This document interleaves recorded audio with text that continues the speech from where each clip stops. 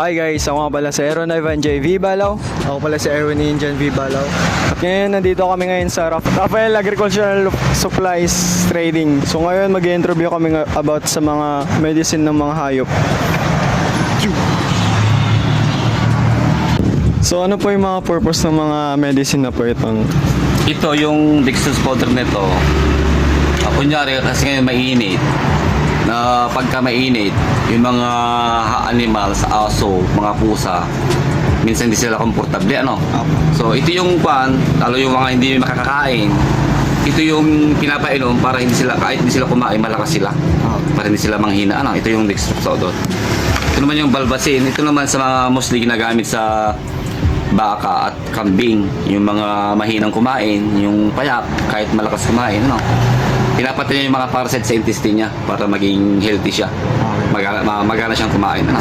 Mostly sa baka dito, sa kakambing. Ito naman yung mga maintenance sa mga fowls, ano? Pagka fowls, yan na yung mga lumilipad na. Para protection sa mga sakit, sipon, yan. Para malakas din yung enzyme niya, yung kanila. Kahit anong hayop na yun? Or sa... Okay. Maintenance nila. Ito naman yung sa mostly ginagamit ito sa mga baboy. Especially sa mga B8. Kasi sa kulungan, di ba, marumi. Minsan masilan yung baboy na kakain. Pagka mahina yung immune system ng baboy, nagkakasakit siya.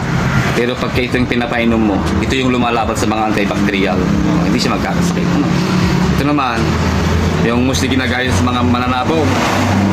Pagka may sipon yung manok nila, tapos yung talagang, kumbaga, down na siya. Ito yung pinapainom. Parang sa new sip ng manok ito. Ito lang. Magkakano naman po yung mga cost na ito? Muro lang to. Ito si 85. Oh. 85. Ito naman, 325. Pero matagal mong gamitin to. Ito naman, 25 pesos per 4 gallon. Okay. Ito naman, tadyahin mo lang basta may kulay yung tubig nila. Kasi maintenance naman ito eh. For prevention.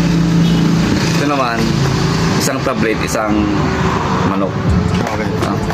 Thank you Okay, po. sige.